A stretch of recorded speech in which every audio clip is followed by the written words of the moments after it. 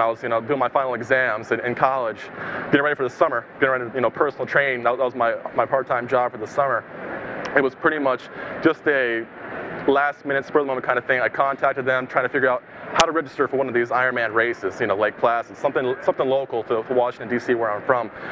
And I wasn't trying to get in a race right away. I didn't know how to ride a bike. I don't know how to swim 2.4 miles open water or, run marathons. I didn't know any of that. I just wanted to do it, one day.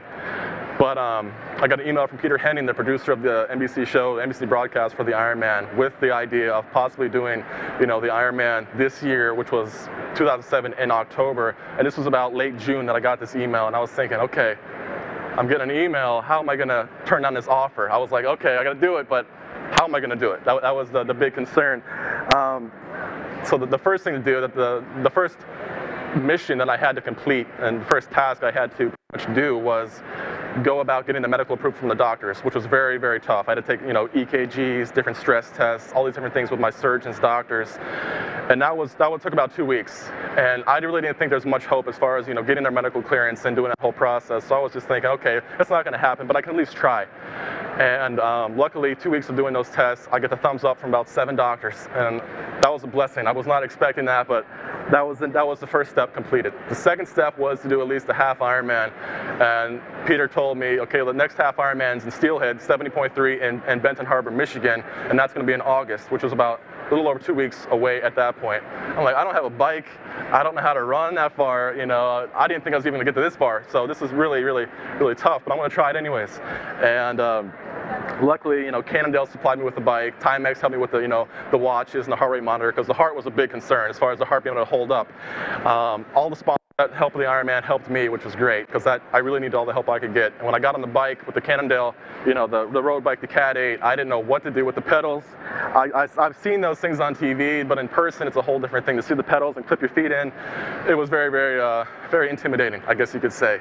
And I was able to ride on it for about 30 minutes before going to Michigan to do the race. Got to Michigan and finished the race. I don't know how I did it. My parents were there. They don't know how I did it. It was definitely a miraculous day. But I think, going fast forward into Kona, the first half Ironman in Michigan was probably tougher than Kona was, which is pretty weird to say that. But for me, I had no experience going into Michigan for the Steelhead race, so that was a very, very tough challenge for my family and I, because we had actually signed consent forms to pretty much allow me to do the race. If my heart stopped or my body shut down, I was willing to take that risk, which is as crazy as it sounds. I was willing to go that far to live my dreams. But going to Kona and getting that qualification spot to do the race, just to be a part of that experience, to see these athletes, elite world-class athletes, marathoners, cyclists, swimmers. I mean, I watch these guys every year on TV, and to see them in person, to see their stories, to hear their stories in person, be a part of that experience, I was overwhelmed. And I was thinking, I'm here, I got to do this race, I got to finish this thing. I'm not equipped to do it. I mean, I have a little bit of background now, 6 weeks of training doing a full Ironman in Kona.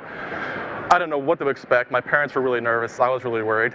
And but just like with the whole process of recovery, I just kept thinking hopeful, kept thinking positive thoughts, hoping, fingers crossed, I was going to get to that finish line. And after a little over 14 and a half hours on October 13th, 2007, I was able to finish that race. And thank you.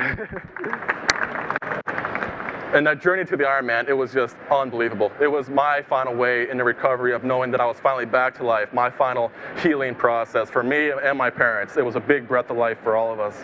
Because nobody thought, my family, they were really upset with my parents and I for wanting to do this challenge and actually, take this big risk. But we knew that we had to do it for the recovery, for the whole journey back to life, and it was the ultimate comeback. And it was a really, really rewarding experience, a really great experience. And I thank the Ironman, NBC, and all the sponsors that I had for that, which was awesome. And ever since then, it's been 2 years since Kona, and I tried to qualify this year, and I've done, tomorrow will be my 6th marathon. I've done like 8 or 9 half Ironmans and 2 full Ironmans.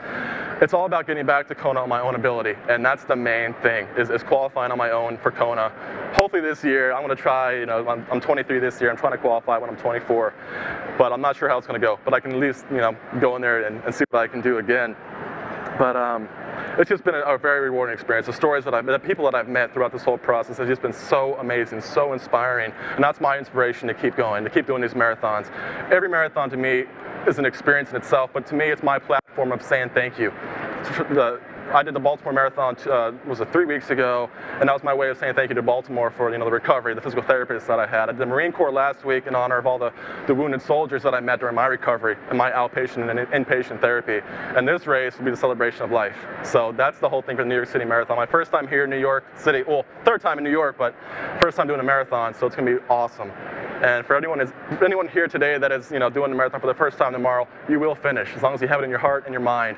And I'm living proof of that, so I don't want to get choked up here.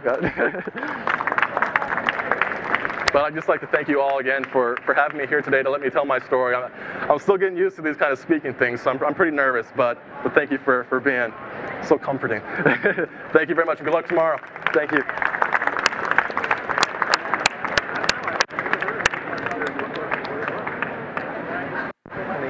Good job, young man. How's it? That's good? Thank you. Everybody give Brian a round of applause.